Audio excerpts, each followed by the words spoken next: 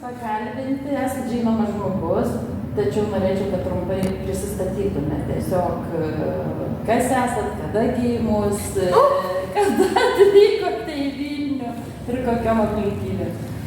Taip, esu Zita Grušaitė Žibrauskienė, Žemaitė iš Telšių. Vilniuje atsiradau 62 metais. Tai jau didelis laiko tarpas. Atvažiavau į pedagoginį institutą.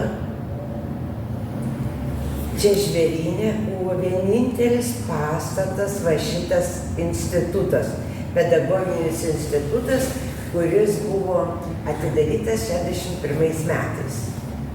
Jokio medelio, jokio nieko, tik galingos kolonos. Ir man tas pastatas atrodė toks galingas, toks didelis. Ir čia praėjo mano visa jaunystė. 62 įstojau, 7 baigiau ir likau dirbti pedagoginiam. Ir čia buvo pedagoginis universitetas ir edukologijos universitetas. Dirbau čia mokslinį tyrimą į darbą, paskui pedagoginį darbą ir visą mačiau, kaip čia viskas keitėsi. Kaip viskas keitėsi. Apie tą mūsų pedagoginį universitetą buvo krūmai, visur krūmai. Nebuvo jokių, reiškia, bendrabučių jokių nebuvo. Bendrabučiai buvo pradėti statyti žymiai vėliau.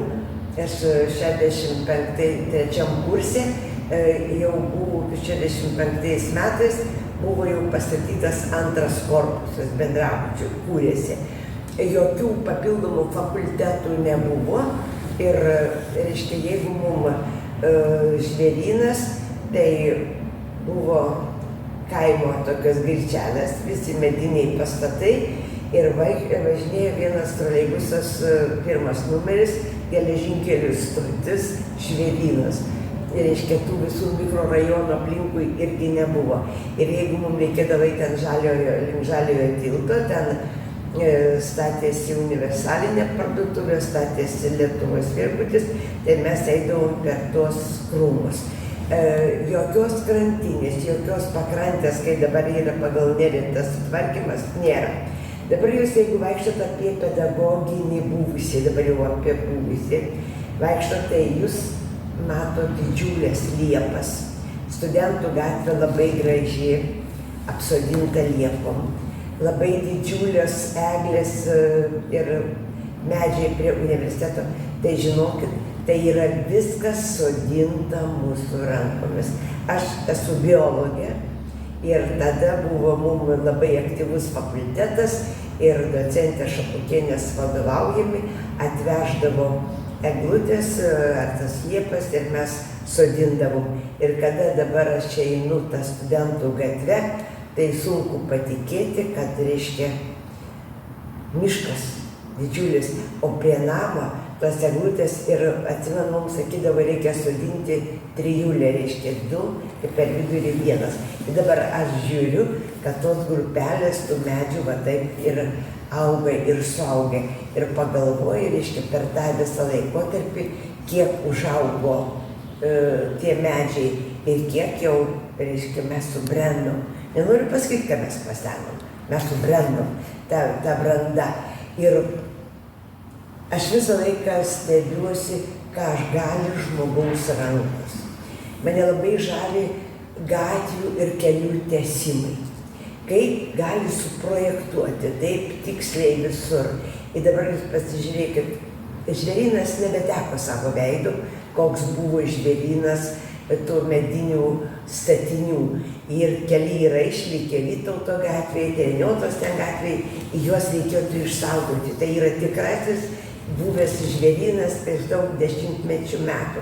Dabar tie dangoraižiai, jie tie stiklo nepuošia. Sakysim, prie pačių pedagoginių mes turim tos dangoraižius. Čia Citadelės bankas, čia, reiškia, tie kiti statiniai.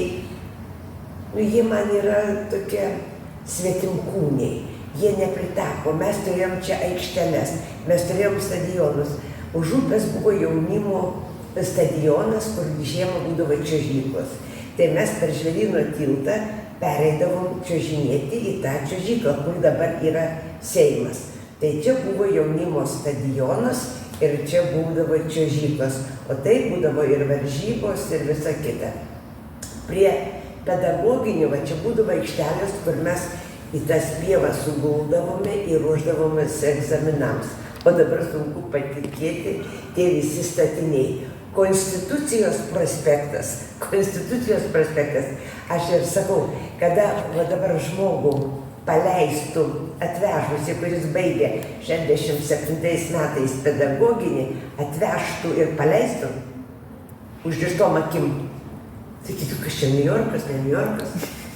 Šitas prospektas, konstitucijos, su tais stikliniais dangoraižiais, savivaldybė, ten Europos centras ir viskas, tai yra kažkas tokio nepaprasto.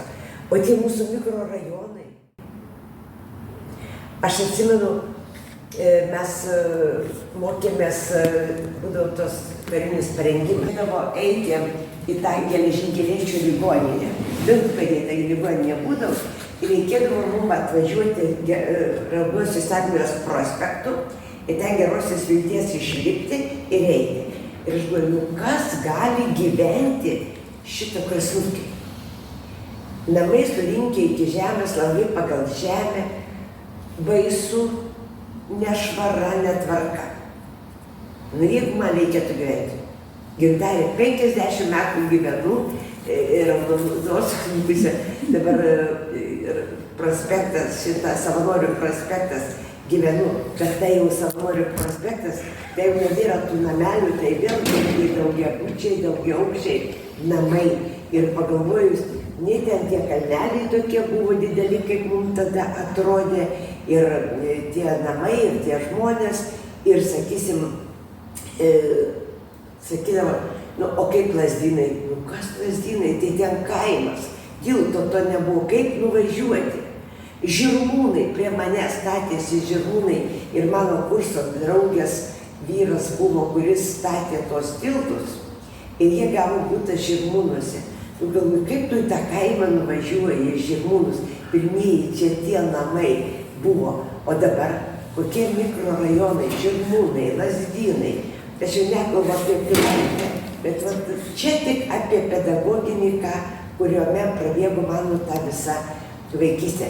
Sakysim, Antakalny prie 22 vidurinės, dabar Antakalny vidurinė mokykla, buvo biologinis sklypas. Biologinis sklypas, ten link ligoninės šitos vyriausybinės susibūrimų. Tai ten mes augindavom visas daržoves. Kita mūsų agrobiologinis stotis buvo Fabijoniškėje. Mes 9 autobusų nuvažiuodavom iki miesto galo. Nu tai dabar čia neįbygęs, dar čia arčiau.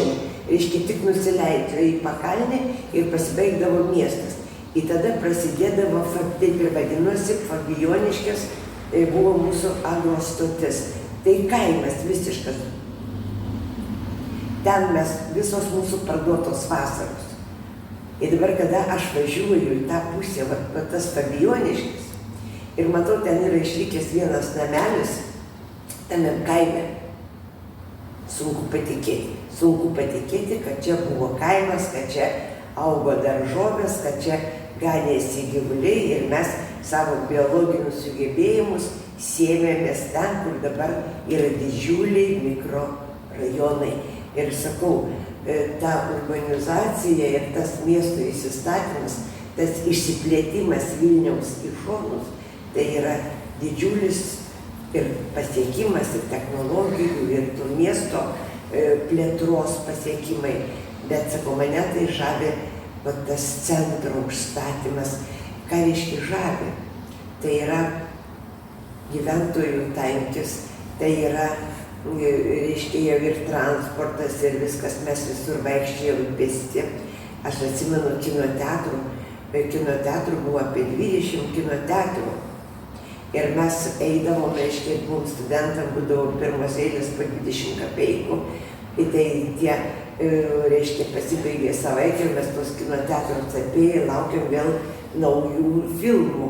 O dabar tai sunku patikėti, čia Žvėryne mes turėjom žvaigždę. Kino teatras buvo medinis čia prie bažnyčios, Tai kokį buvo prabanga vakarais studentai nueiti į tą Žvaigždės kino teatrą. Kitas mūsų labai populiarius teatras buvo Gorkio Tadvainių gatvėje, čia dabar vokiečių, tai yra Maskva. Šitą paskui čia centre buvo 20 kino teatro. Pionierius, dabar Pasaka kino teatras čia ir mes labai aktyvus buvom. Nekalba operos jokios, opera buvo dabar Senasis teatras, tai buvęs Rusų teatras, Basanavičiaus gatvėje pagrindinės filharmonija, aišku, o daugiau tokios koncertinės, tokios kultūrinės veiklos nebuvo. Vingio parkas irgi tai ne tas, kas dabar yra. Atsimenu, kai pastatė tą estradą dainų šventėj, tai buvo didžiulis jau statinys, grandiozinis statinys. Tai ten iš tiesų dar važinėjosi ir traukinukas, ten nebuvo šitą tilto, tai eidavo tas traukinukas po Vingio parką su bėgiais, su visko ten važinėdamas. Buvo vaikų aikštelių, buvo supinių daug, tokių būdavo tokių salų vaikams padarytų. Dabar, pavyzdžiui, jau to vaikams, aš pati auginau vaikus Vingio parke, tai ten būdavo ir sūpuoklės, ir vienokios, ir kitokios vaikų aikštelės, mamom ten pasidėjimai, dabar jau viskas kitaip. Nepasakysiu, kai jis yra prastesnis, bet mum tada jis buvo jaukesnis.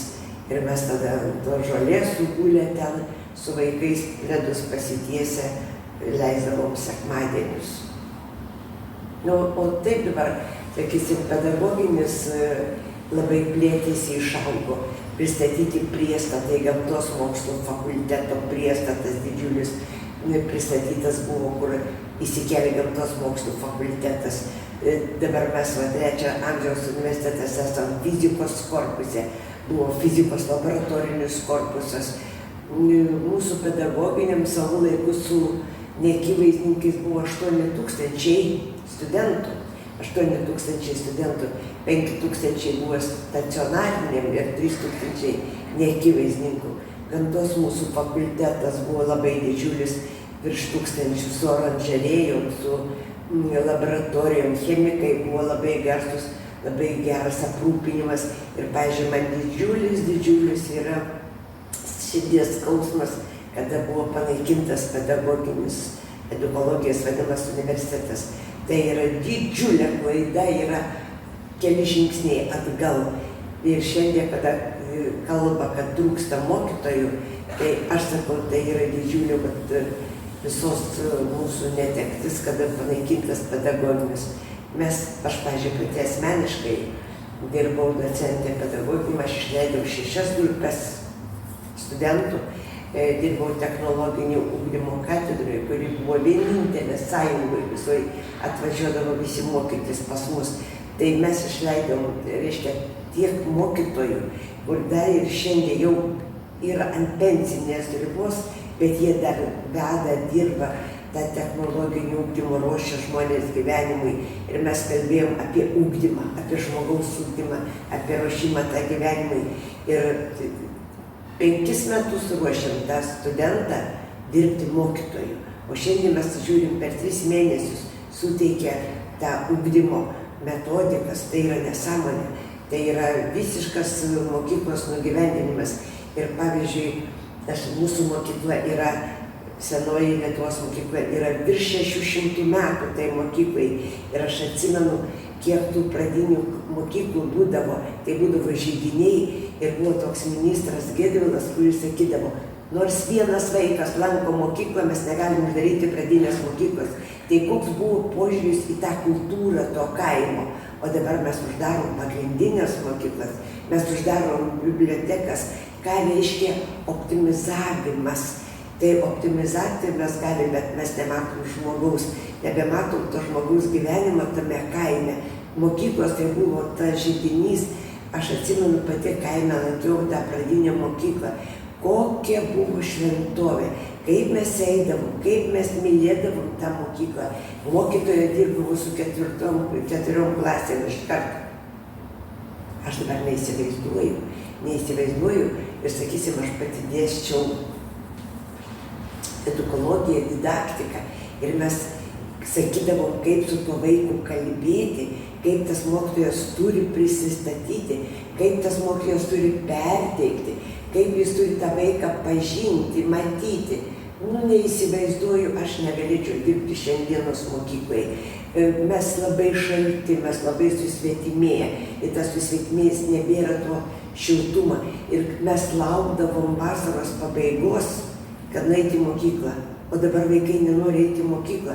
Gintarė dabar svarsto apie tokį, kad tėvai, kaip čia pateisinti, kad vaikai nepraleistų daugiau kaip 5 dienas. Tai yra baisu. Mes tada stengiamės, jau didžiulis pasiekimas, kad mes per visą semestrą nepraleidom nei vienos pamokos. Per metus mes nepraleidom. Tai čia buvo toks pasididžiavimas. O dabar mes išvažiuojam, įsivežam vaikus. Man tas yra nesuprantama. Ir tai nereiškia, kad mes ten matematikos neišmokom, kad mes neišmokom ten tokių fizikos. Mes neišmokom vaiko gyventi, mes neišmokom vaiko būti šeimos nariu, būti savo tautos nariu, mes neišmokom mylėti žmogų. Mes šiandien esam individai. Negalima šitaip individas, toks individas. Mes esam žmonės ir aš visą laiką sakau, žmogui reikia žmogaus. Žmogui reikia šilumos, žmogui reikia pastebėti ir tą vaiką reikia pastebėti, reikia išklausyti. Mes nemokam kalbėti šiandien, mes nemokam klausyti. Kada man parašydavo, kada studentai pradėjo rašyti referatus, tai šitą parašydavo ir aš matau, kad jie iš interneto, pagūglina atskirom pasraipom. Ką reikia apibendrinti, jie nebemoka. Dabar dar baisiau dirbtinis intelektas. Tai aš iš viso. Tai jo galveliai tada kas yra. Todėl mes negerbiam nei tėvo, nei mamos, nebeturim. Ir mes va šiandien 3 amžiaus universiteto senjorų ta misija yra, kiek galint išlaikyti tą tradicijas ir papročius. Ir sakoma, tauta be praeities neturi ateities. Ir man, pavyzdžiui, ne visiškai priimtina yra šitų visų Salomėjos Nėries, sakysim, ar tų visų istorinių paminklų. Buvo istorija, buvo praeitis. Ir dabar vienas už kitą šventesnė, jau tas negeras. Ir taip, dar kad dabar pradėjo statyti dėl Marcinkevičiaus paminklo, tai yra baisu. Tai ir parodo mūsų susvetimėjimą, parodo mūsų angelišką kabutėse šventumą, lyg tai mes negyvenom, lyg tai mes nebuvom toj nomenklatūroj. Ir sąžinė, Marcinkevičius yra mūsų sąžinė, yra mūsų tautos šauklys, apie jūsų trilogijas ir katedrą, ir Mažvydas, ir visa kita. Tai ką mes galime kalbėti? O Salomėja Nėris, jūs praskė vienintelė poetė, kuri va taip jautriai. Aš labai daug skaičiau tų visų ir atsiminimų apie viskas. Aš irgi užaugau Cvirkos skaitydama tie avinėliai ir žemėtintojai ir visa kita, ten nesigilinant į tos kolaboravimus. O dabar jeigu, sakysim, pasikeistų kas, ar nevažiuotų tie patys šventieji atvežti saulės? Aš bijau dėl šito, kad mes vaizduojam šventesnius negu mes esam. Ir pavyzdžiui, svarbiausia išlikti žmogumi, išlikti. Aš esu iš tremtinių šeimos, mano tėvelis politinis kalinys. Ir kada mane šitą svarstė, aš visą laiką buvau tų negalinčių pasakyti daugiau, nes tavo tėvas nekoks ten ir kas. Tai mano tėvelis, kada man neleido išvažiuoti į Indiją už gerą darbą, gavau kelialapį, man neleido išvažiuoti. Ir ten tėvelis sakė, tu eik pakelusi galvą, aš nesu nusikaltęs niekam, apart meilės tėvynei. Ir jo tėvelio visi draugai žuvę yra Krainių miškelį tame, ir jie statydavo tuos kryžius. Ir aš nieko nežinojau, kiek jie sugebėjo išlaikyti tą paslaptį, įsakydavau, kad nepakenkti tau dabar, kaip nepriklausomybė aš viską, kad tik nepakenkti man. Ir kada jis gavo reabilitaciją, jis man nupirko kelialapį į Indiją. Ir aš išvažiavau į tą Indiją. Ir aš viską pamačiau. Svarbiausia, išlikim savimi. Nebūkim, man močiutė sakydavo, didelė turėjo liaudės tokį pedagogiką, į mane Zita. Niekada nebūk per saldi, kad tave nurytų. Ir nebūk per karti, kad tave įspjautų. Tu būk savimi. Ir aš va tą visą laiką prisimenu ir laikausi. Ir aš vaikam tą patį skiepėjau, būkim savimi, žinokim kur, kada ir kaip. Ir ten nebūkim per tokie jau, kad super patriotai, kabutėse, o už nugaros ką darom. Yra tokių. Pirštais nerodysim. Ir nebūkim tokie jau šitą visus svarstantis. Ir aš sakyčiau, mes darom didžiulę klaidą. Mes neįsigilinam, mes labai daug turime negatyvų ir visur sakom ne. Ir nežinom, kad mūsų pasąmonė nepriima žodelyčio ne, negirdi jinai, kaip negirdi kovos. Mes per daug kovojam. Ir dabar, žiūrėkit, Seime, tik kovojam už tą. Pasąmonės negirdi ir ta kova mus nuteikia kita linkme. Juk mes galime surasti žodžių kitų. Aš dabar jau baigiu išmokyti valdžią, sakyti, kad jie sako, mes norim senjorus integruoti į visuomenę. Ką reiškia integruoti? Kas mus iš tos visuomenės išintegravo? Jo, kas išintegravo? Vat įtraukti. Ir kad aš Socialinės apsaugos ministerijai kelis kartus neatsakiau į tos popierius, tai dabar jau nebėra integravimo, jau įtrauktis. Ir mes pasiekėm, kad yra ir pagyvenusių žmonių taryba, kur mes irgi patariamuoju.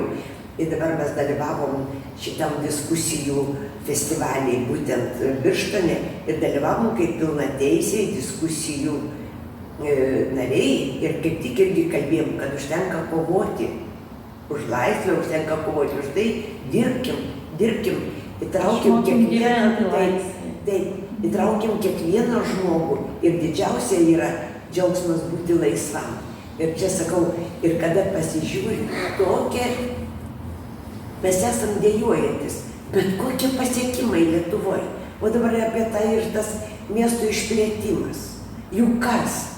Mes patys savo rankom viską padarėm. Tai kodėl mes to nemylim? Kodėl mes nesididžiuojam tuo? Mane pakvietė į politinį diskusiją jaunimas. Kada mes pasivysim Skandinaviją? Tokia tema. Ar mes pasivysim skandinaviškas šalis? A ką mums jie vytis? Kuo mes čia skiriamės nuo jų? Mes skiriamės tik savo emocinę būseną. Ten jų laimės indeksas Danijoje yra pats aukščiausias. Kodėl? Todėl, kad jie džiaugiasi. O mes murmam, nepatenkinti. Jeigu mes pakeisim tą savo emociją, jeigu mes džiaugsimės, mūsų jau dabar visgi tas indeksas laimės pradėjo didėti, bet vis tiek mes bandom.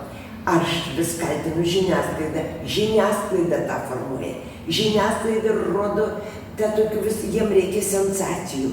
Žiūrėkit, jau pabrango, ar mes pragyvensim, jau pabrango tas, jau tiek pabrango. Ar jūs pažiūrėkit, kaip perka? Atsistojusi moteriškė, supranti, ji negali duonos įpirkti. 5 minutės maigo tą duonos kepalą, ar jis minkštas. Kada duonos nebuvo, kada mes stovėjom prie duonos eilėj, tai mes nusipirkę tą kepaliuką mes uostėm, o nemaigėm, ar jisai ten minkštas ir neminkštas.